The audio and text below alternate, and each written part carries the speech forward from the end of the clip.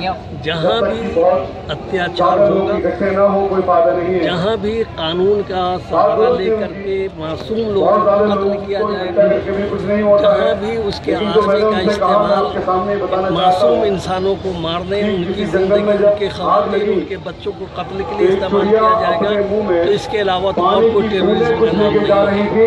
Terrorist की इस वक्त सबसे बड़ा नमूना वहाँ के प्राइम मिनिस्टर है, जी है, वो यूनाइटेड नेशन यानी नोबेल पीस प्राइज़ जो मिला हुआ है, वो पीस प्राइज़ इसलिए मिला था कि वो स्ट्रगल कर रहे थे जमहूरियत को बहाल करने की।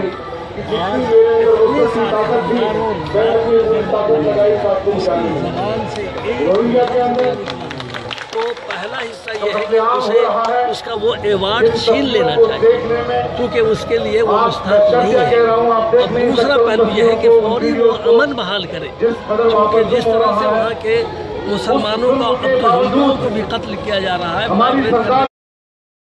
किया जा रहा है, हमारी हुकूमत को भी संजीदा होना चाहिए, सेंसिटिव बन जाना चाहिए कि अब तक सिर्फ नफरत की बुनियाद पर मुसलमानों का मामला है तो छोड़ रहे थे। जैसा कि मैंने देखा डॉक्टर साहब, तुर्की और मालदीव के अलावा मुस्लिम देश इसके ऊपर एक्शन नहीं ले रहे हैं, इसके खिलाफ बोल नहीं रहे हैं, कुछ कर नहीं रहे हैं। क्या आप मुस्लिम देशों के ऊपर क्या कहना चाहेंगे? ये बात सही नहीं है।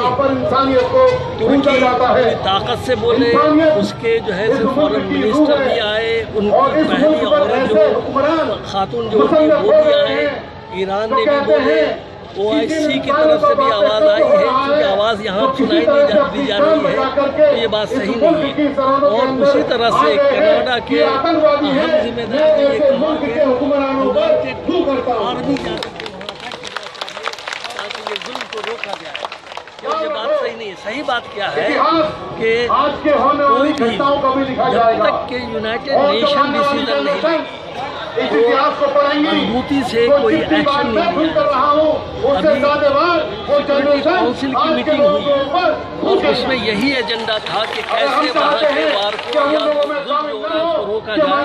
और यहाँ तक बात आ रही थी कि जैसे बोस्निया और कोसोवो में यूनाइटेड आर्मी ने जंग लड़ा था, ऐसे ही यहाँ भी एक रेजोल्यूशन पास हुआ, मगर शैताने ट्रम्प है वहाँ यूनाइटेड नेशन ने उसको वीटो कर दिया, जिसके नतीजे में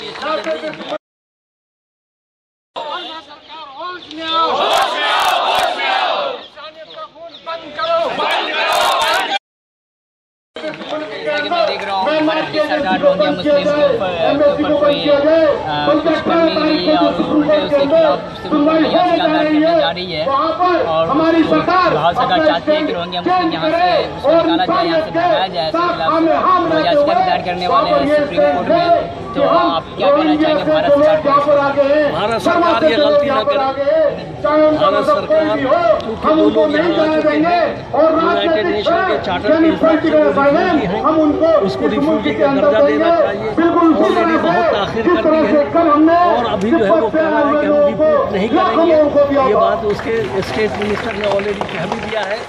मगर हमारी हुकूमत सिर्फ नफरत की बुनियाद पर, हिंदू मुस्लिम लड़ाई की बुनियाद पर, क्योंकि मुसलमानों का वहाँ कत्ल हो रहा है तो उनके सेहत पे कोई असर नहीं पड़ रहा है, उनके जीव नहीं रंग रहे हैं। मगर अब तो होश में आओ, होश के नाखून लो, क्या तो हिंदुओं पर माइग्रेशन हो रहा है, कत्ल हो रहा है, तो इंसानियत के नुक्ते निगाह से नहीं तो हिंदू की हमदर्दी में ही बात करो। ज़रूरत इस बात की कि हमारे का ट्रेडिशन इंसानियत को बढ़ाने, उसको फरोग देने, इंसानियत को जिंदगी देने, इंसानियत के लिए काम करती रही है। और बहुत छोटी सी सिंपल बात थी, वो हमारे उनके कर्नल महात्मा गांधी के, उसको इस्तेमाल करो ताकि इंसाफ पैदा हो सके, इंसानियत बच सके और इंसानियत आगे बढ़ सके।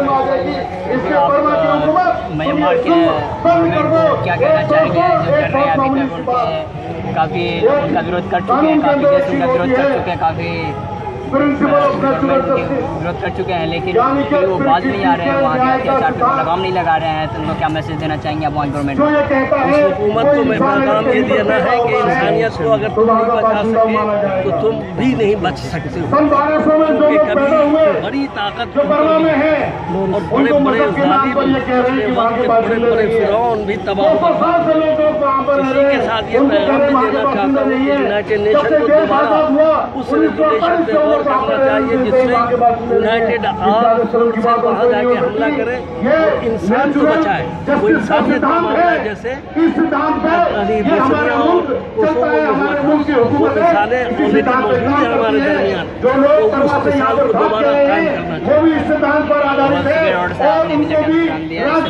दिल्ली जनता मंदिर में और हम बात कर रहे थे डॉक्टर मंजूर आलम से, और ये कह रहे थे कि यहाँ गवर्नमेंट को उसके खिलाफ, म्यांमार की गवर्नमेंट के खिलाफ एक्शन लेनी चाहिए, और बिल्कुल लेनी चाहिए, क्योंकि ये एक मजहब का मामला नहीं है, ये एक कम्युनिटी और एक मानवता का मामला है, क्योंकि वहाँ हिंदू और मुस्लिम दोनों को भगाया जा रहा है और वहाँ दोनों पर अत्याचार किया जा रहा है। तो भारत सरकार को वहाँ के गवर्नमेंट पे दबाव डालनी चाहिए और वहाँ गवर्नमेंट से ये कहनी चाहिए कि वहाँ इस तरीके के अत्याचार ना करें, वहाँ जो भी वासी रह रहे हैं वहाँ उसको सिटीजनशिप दिया जाए और वहाँ अमन चैन सलामती कायम किया जाए। इसके साथ मैं मोहम्मद कदर सिद्दीकी, ब्यूरो रिपोर्ट मिल्लत टाइम्स, दिल्ली।